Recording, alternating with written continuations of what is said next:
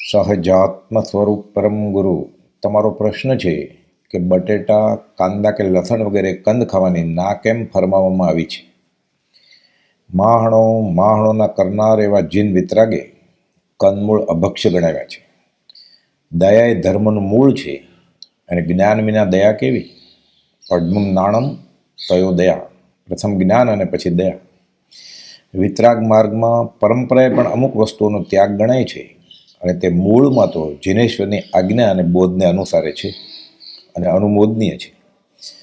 બટાકા, શક્કરિયા, કાંદા, લસણ વગેરે કંદો છે.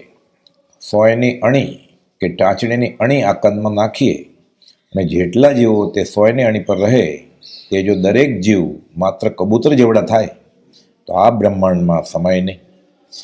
માત્ર સ્વાદ માટે, શોખ માટે, કૌટુંબિક સંસ્કારને લઈને અને આધુનિક દેખાવ માટે અને કુટેવથી અનંત જીવોને હણવાનું પાપ થયા કરતું હોય છે. પાપની પરંપરા ચાલે છે. લસણ, કાંદા વગેરે ખાવાથી તામસિક વૃત્તિઓ જાગે છે. તેના સેવનથી ક્રોધ, કામ વગેરે પ્રકૃતિ સતેજ બને છે. જીવ મગજનું સમતુલન ગુમાવે છે અને ઉશ્કેરાટ આવે છે. કામ વાસના ઉત્તેજિત થાય છે. જૈન દર્શન અને અન્ય દર્શનમાં પણ સદાચાર હેતુએ આવા તામસિક ગણાતા પદાર્થનો ખોરાકમાં વપરાશ કરવાનો નિષેધ છે. વિતરાગ માર્ગ જે અભક્ષ્ય ગણાવે છે, નિષેધે છે, તેનો ત્યાગ કરવો એ જ અધ્યાત્મનું પ્રથમ પગલું છે. સ્થાવરના 5 ભેદો છે: પૃથ્વીકાય, પાણીકાય, વાયુકાય, અગ્નિકાય અને વનસ્પતિકાય. એટલે કે જીવાત્માનું શરીર પૃથ્વી, પાણી, વાયુ, અગ્નિ કે વનસ્પતિ છે તે.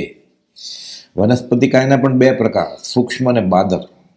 બટેટા, કાંદા, લસણ, સુરણ કે ભેજવાળી દિવાલ ઉપર બનતી ફૂગ વગેરે જે આંખથી જોઈ શકાય, આગા પાછા કરી શકાય અને બટેટા કે કાંદાનો ઢગલો પીડ્યો હોય તો ચાલનાર માણસે બાજુથી રસ્તો બદલાવીને ચાલવું પડે.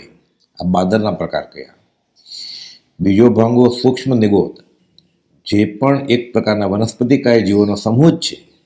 આ લોક આખામાં ઠાંસીને ભર્યો છે. નરી આંખે દેખાય નહીં, કેવળી અને વિશિષ્ટ અવધિજ્ઞાની માત્ર જાણી શકે. છદ્મસ ન જાણી શકે, ચર્મચક્ષુથી ન જોઈ શકાય, ન જાણી શકાય એવા છે. કંદ એ સાધારણ વનસ્પતિનો એક પ્રકાર છે. આ સ્થાવર જીવો એકેન્દ્રિય હોય છે, ફક્ત સ્પર્શેન્દ્રિય જ હોય. તેને નિગોદ પણ કહેવાય છે. ગોમટ સારમાં આ નિગોદની વ્યાખ્યા કરી છે કે ની એટલે અનંતપણાનું સૂચક, ગો એટલે એક ક્ષેત્રનો સૂચક અને દ એટલે દે છે કે આપે છે. એટલે કે અનંત જીવોનો એક જ નિવાસ તે નિગોદ. સ્થાવરમાં વનસ્પતિના 2 ભેદ, પ્રત્યેક અને સાધારણ. પ્રત્યેક વનસ્પતિ એક શરીરના જે એક સ્વામી તે પ્રત્યેક વનસ્પતિ અને સાધારણ વનસ્પતિ જે જીવોને આહાર, આયુ, શ્વાસોશ્વાસ અને કાયા સાધારણ કે સહિયારી અને એક જ શરીરમાં અનંતુ જીવો આ સાધારણ કહે છે. આ જ નિગોદ. પ્રત્યેક વનસ્પતિના પણ પાછા 2 ભેદ, સપ્રતિષ્ઠિત પ્રત્યેક અને અપ્રતિષ્ઠિત પ્રત્યેક વનસ્પતિ.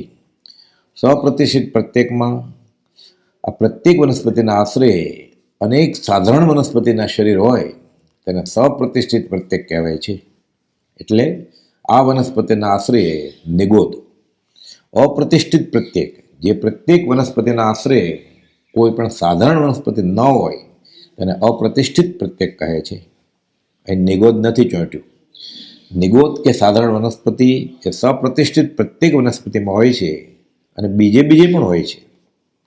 દોલતરામજીના 6 ઢાળામાં આવે છે કે એક શ્વાસ મેં 8 10 12, જન્મ્યો મર્યો ભર્યો દુઃખ ભાર, નિક્ષી ભૂમિ જલ પાવક ભયો, પવન પ્રત્યેક વનસ્પતિ થયો.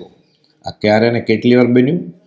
કાલ અનંત ભમ્યો જગ મેં સહીએ દુઃખ ભારી, જન્મ મરણ નિત કિએ પાપ કોવે અધિકારી.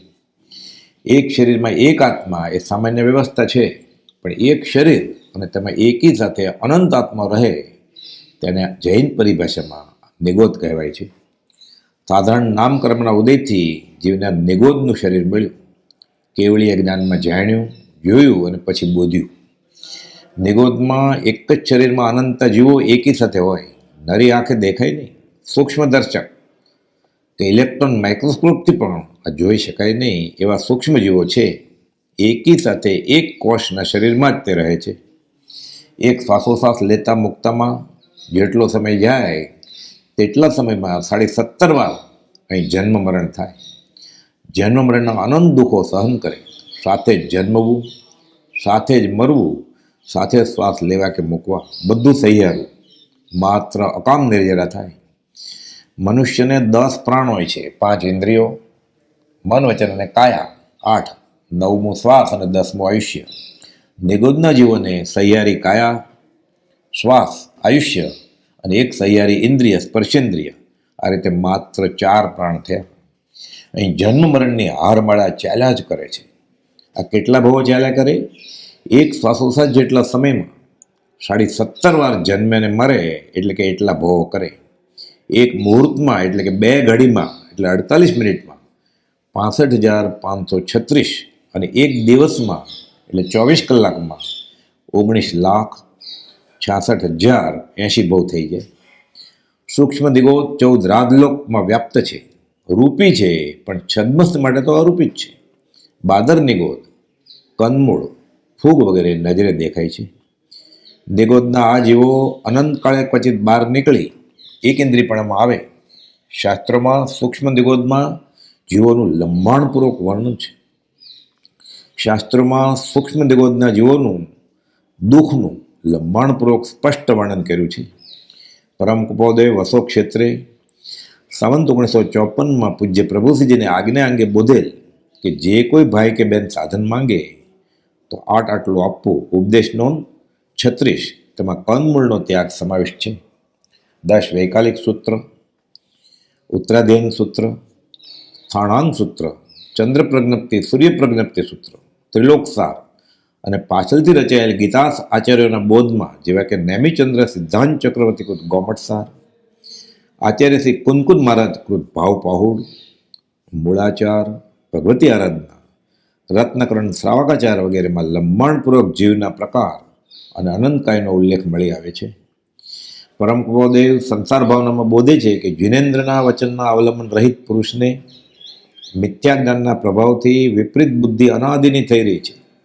તેથી સમ્યક માર્ગને નહીં ગ્રહણ કરતા સંસાર ઉપવનમાં નાશ થઈ જીવ નિગોદમાં જઈ પડે છે. કેવી છે નિગોદ? જેમાંથી અનંત કાળ થાય તો પણ નીકળવું ઘણું મુશ્કેલ છે.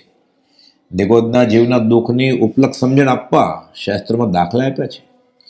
એક માણસને બંને હાથે અને પગે સખ્ત બાંધી દઈ, ગળે મજબૂત ફાંસો નાખી, ઝાડની ઊંચી ડાળે નગ્ન લટકાવે, મોઢે ડૂચો મારી મોઢું બંધ કર્યું, આંખો ફોડી નાખી અને નીચેથી બળતા અંગારાની ધૂણી ધખવે, જેમ કે શેકવા માટે મૂકે તેમ આ જીવને તદ્દન મારી ન નાખે, પણ સતત પીડા સહન કર્યા કરવાની. આ 1 મિનિટ, 2 મિનિટ કે 1 દિવસ નહીં, અનંત કાળ સુધી ચાલ્યા કરે. કેટલું દુઃખ પડે એટલું દુઃખ આ નિગોદના જીવોને પડે. એક જીવ મોક્ષે સીધાવે કે એક જીવ આ નિગોદમાંથી બહાર નીકળે. દયાનો બોધ તો સર્વ આર્ય દર્શનમાં છે જ, પણ એ એકાંતે છે. વિતરાગ માર્ગમાં જે સર્વ પ્રકારે દયાનો બોધ છે તે અનેકાંતવાદને આશ્રય છે. સર્વ પ્રકારે જીનનો બોધ, દયા નિર્મળ વિરોધ, જીવો અને જીવવાદીઓ, નાનામાં નાના પ્રાણીને પણ ન મારો, માહણો શબ્દ ન કરનાર એવા કેવળી ભગવાને આ સૂક્ષ્મ જીવોને પણ અભયદાન આપવા બોધ્યું છે. મૂળ હોય કે કંદ હોય, જમીન ઉપર ઉગે કે અંદર ઉગે, સાધારણ વનસ્પતિ કાયના ખાસ લક્ષણ કે ઓળખવાની નિશાનીઓ છે કે ગૂઢ શિરમ, જ્યાં પાંદડામાં શીરાઓ છુપી હોય દેખાય નહીં.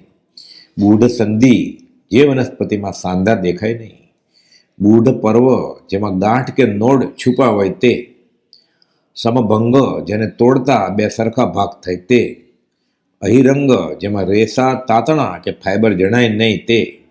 અને ક્ષીણરુહમ, જેનો ટુકડો ઉગાડવામાં આવે તો પણ એ ઉગી નીકળે. ટૂંકમાં છુપી રહેલી નસો, છુપા સાંધા, છુપી ગાંઠો એ જણાય નહીં. ભાંગતા એક સરખા ભાગ થાય, તાતણા વગરનું અને કાપ્યા છતાં ફરીથી ઉગનારું આ સાધારણ વનસ્પતિકાયનું શરીર છે. આ બધા લક્ષણો સાધારણ વનસ્પતિના કયા? આમાંના બધા હોય, અમુક કે એક લક્ષણ હોય તે વનસ્પતિ સાધારણ કંદ કહેવાય અને અનંતકાય છે, અભક્ષ્ય ઠરે છે. આ પૂર્ણ જ્ઞાનીએ જ્ઞાનમાં જોયું, જાણ્યું અને જીવને નિષ્કારણ કરુણા બુદ્ધિએ બુદ્ધ્યું છે કે અભક્ષ તે અભક્ષિત છે. જમીન ઉપર પકવાતા બટેટા અને કાંદા વગેરે વનસ્પતિ એ રીતે આનંદકાય થયા અને અભક્ષ્ય ઠર્યા. જમીન નીચે થનાર શિંગદાણા, ભોયશિંગ, ગ્રાઉન્ડનટ્સ, આ છ માંથી એક પણ પ્રકાર ન સંભવે અને તે સાધારણ નહીં પણ પ્રત્યેક વનસ્પતિ છે. વનસ્પતિ શાસ્ત્ર બોટનીમાં પણ એ કંદ નહીં, થડ એટલે કે સ્ટેમ કહેવાય છે. પરમ પદોએ જે બોધ્યું તે અંગે તેઓ કહે છે કે તીર્થંકરના હૃદયમાં આ વાત હતી અને એ જ તેઓએ પ્રકાશ્યું છે. વચનામૃત 5:91 અને 92 બોલમાં બોધ્યું તે મુજબ વીરના માર્ગમાં સંશય કરશો નહીં. અત્યારની ભૂમિકામાં ન સમજે તો કેવળી ગમ્ય એમ ચિંતવજો, એટલે શ્રદ્ધા ફરશે નહીં. સહજાત્મ સ્વરૂપ પરમ ગુરુ.